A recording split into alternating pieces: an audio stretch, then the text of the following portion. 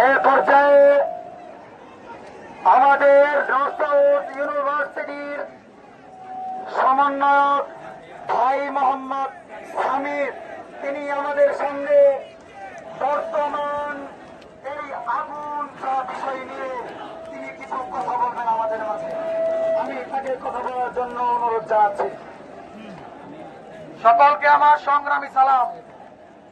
আপনারা মাদ্রাসার শিক্ষার্থীরা আমাদের সাথে একাত্মতা প্রকাশ করায় আমাদের প্রাইভেট বিশ্ববিদ্যালয়ের পক্ষ থেকে আপনাদেরকে আন্তরিক ধন্যবাদ।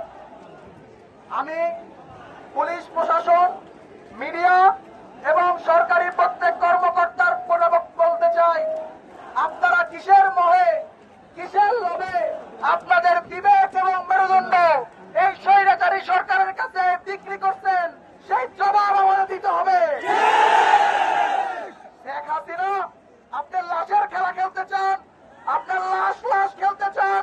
আপনি ভাবছেন এক আবু সাইদকে হত্যা করে আপনি আন্দোলন দাবায় দিবেন, কিন্তু আপনি ভুলে গেছেন আমরা মাওলানা ভাসানীর উত্তরসূরি, আমরা একে ফজলুলের উত্তরসূরি, মুক্তিযোদ্ধার উত্তরসূরি হইতে পারি নাই, কিন্তু আমরা 30 লক্ষ বীর শহীদের উত্তরসূরি।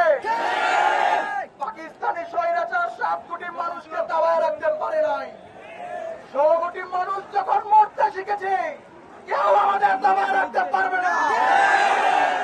রক্তের দাগ শুকায় নাই।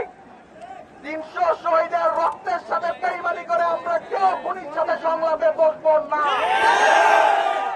সংলাপ করলে করতে পারতেন প্রথমে, সংলাপ হয় প্রথমে, শেষে হয় পদত্যাগ। আমি কেন্দ্রীয় সমন্বয়ক কমিটিকে ধন্যবাদ জানাতে চাই।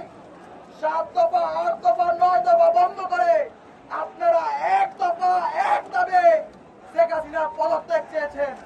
প্রত্যেক মানুষের মনের কথা এটা। দফা 1 দাবি, দফা 1 দাবি। এটা আমার বাংলাদেশ, আমার দেশ। গণতান্ত্রিক ভাবে বাংলাদেশের পতাকা ছাত্র সমাজকে বুঝিয়ে দিন। বাংলাদেশকে বাংলাদেশের জনগণের কাছে হস্তান্তর করুন। আজ বঙ্গবন্ধুর একটি কথা মনে পড়ে, আর যদি একটি গুলি চলে, আর যদি আমার ভাইকে আঘাত করা হয়, আমরা ছাড় দেব না। যেমনিভাবে আমরা বলতে চাই, আপনি ক্ষমতা থাকার অধিকার হারাইছেন যখন আমার শিক্ষককে রিমান্ডে দিচ্ছেন। আমি আর বক্তব্য বানাইতে চাই না, বুকের মধ্যে অনেক জ্বালা, আমি আর বক্তব্য বানাইতে চাই না।